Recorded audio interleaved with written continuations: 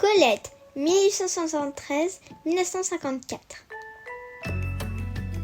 Elle s'appelait Sidonie Gabrielle Colette, naquit le 28 janvier 1813 à Saint-Sauveur-en-Puisé, dans l'Yonne.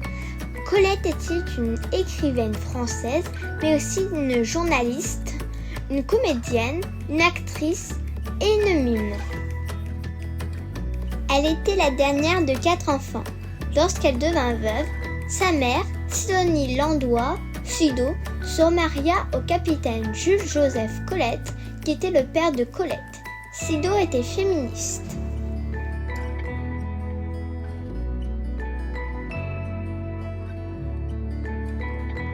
Chez les Colette, la littérature pour la jeunesse était interdite.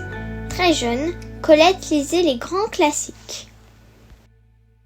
La famille, ruinée, dut quitter Saint-Sauveur et se réfugia à Châtillon-sur-Loing. Pendant son adolescence, Colette rencontra Henri Gauthier-Villars, dit Willy. Ils se marièrent le 15 mai 1893 à Châtillon-sur-Loing. Willy est un écrivain populaire, un critique musical et l'un des propriétaires de la maison d'édition Gauthier-Villars. C'est lui qui poussa Colette à écrire. Colette écrivit ses souvenirs d'école dans la série des Claudines, signée avec le nom de son mari. Claudine à l'école, Claudine à Paris, Claudine en ménage, Claudine s'en va. Willy trompait souvent Colette avec de nombreuses femmes.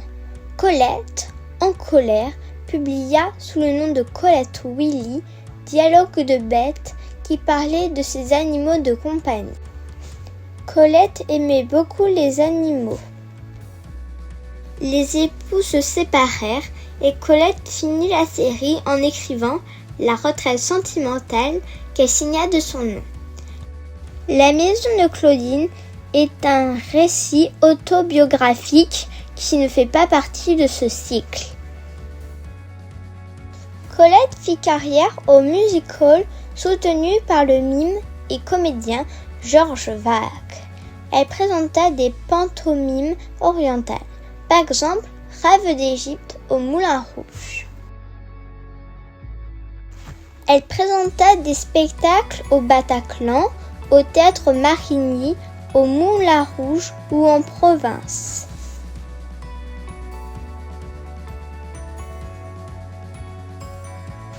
Après son divorce, elle eut plusieurs relations avec des femmes, parmi lesquelles l'actrice polaire, qui était aussi la maîtresse de son mari, Nathalie Clifford Barnet, dite l'Amazone, et Mathilde de Morny, dite Missy, oncle Max ou Monsieur le Marquis, qui était la fille du duc de Morny et donc la nièce de Napoléon III.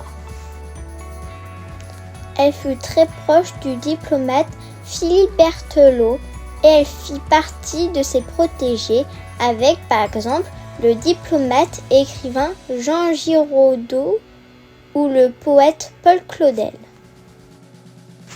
À la fin de l'année 1909, elle eut une brève liaison avec Auguste Olympe Herriot. Puis elle épousa le politicien, journaliste et diplomate Henri de Jouvenel, avec qui elle eut son unique enfant prénommé Colette.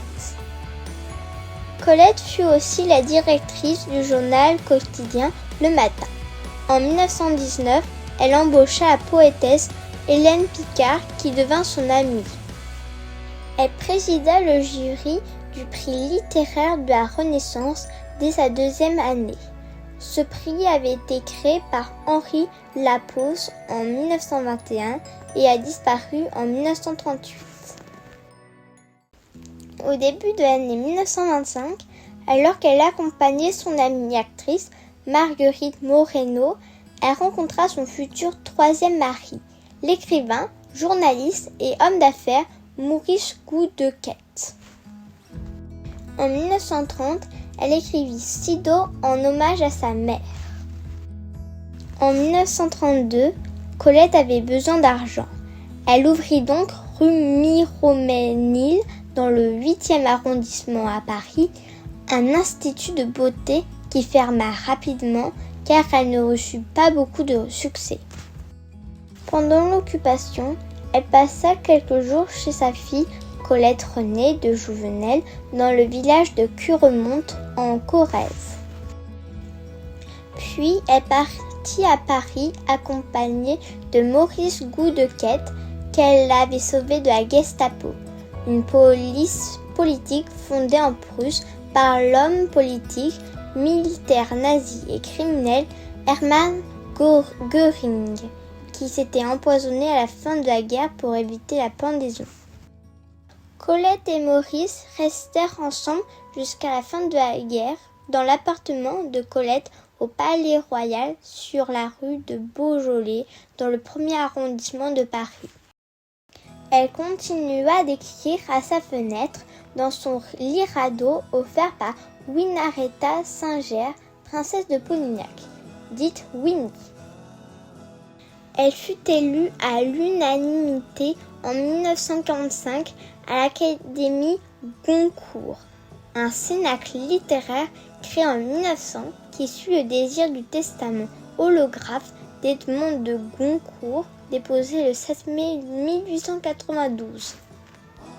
En 1949, Colette en devint même la présidente, puis elle devint l'écrivaine la plus photographiée du XXe siècle.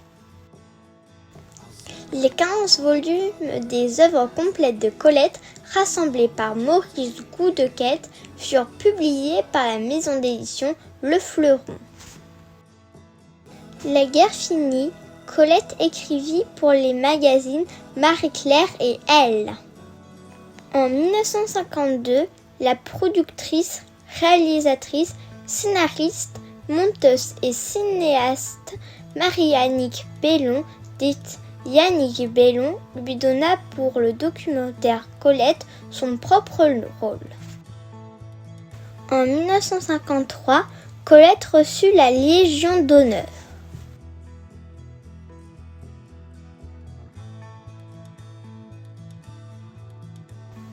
Le 3 août 1954, elle décéda dans son appartement, 9 rue de Beaujolais, dans le 1er arrondissement de Paris. 2 pièces de cet appartement ont été recréées avec les meubles et les objets de Colette dans le musée Colette de Saint-Sauveur.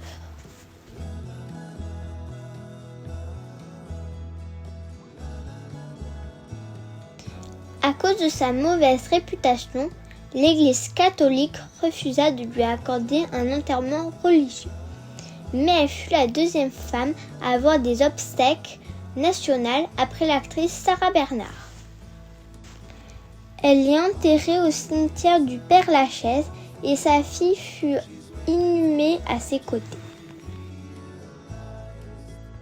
Elle aurait dit de suffragettes en 1910 au traducteur, reporter, journaliste et romancier Maurice Decobra: « Les suffragettes me dégoûtent. Savez-vous ce qu'elles méritent, les suffragettes ? Le fouet et le harem. » Et en 1927, elle aurait répondu au philosophe, critique littéraire, historien de l'art, critique d'art et traducteur Walter Benjamin qui lui demandait: « La femme doit-elle participer à la vie politique ? » Non, j'ai moi-même, parmi mes relations, un nombre suffisant de femmes équilibrées, en bonne santé, très cultivées, intelligentes, qui seraient tout aussi capables qu'un homme de siéger dans une commission ou un jury. Seulement, elles ont toutes, chaque mois, et je vous assure que ce sont des femmes normales, parfaitement constituées, des jours où elles sont irritables, incontrôlées, imprévisibles. Les affaires politiques suivent leur cours, tout de même pendant ces jours-là, n'est-ce pas ? Il faudra voter et prendre des décisions. Une femme qui se croit intelligente réclame les mêmes droits que l'homme. Une femme intelligente y renonce. Et aussi, les femmes libres ne sont pas des femmes. Par contre, elle aurait dit: la femme est capable de tous les exercices de l'homme, sauf de faire pipi debout contre un mur. Et alors, pourquoi est-ce que tu as décidé de parler de Colette aujourd'hui? J'ai découvert les dialogues de bêtes chez mon arrière-grand-mère et j'ai visité Saint-Sauveur-en-Puisée. J'ai adoré sa maison, son jardin et le musée. J'ai en particulier beaucoup aimé passer du temps dans la bibliothèque imaginaire.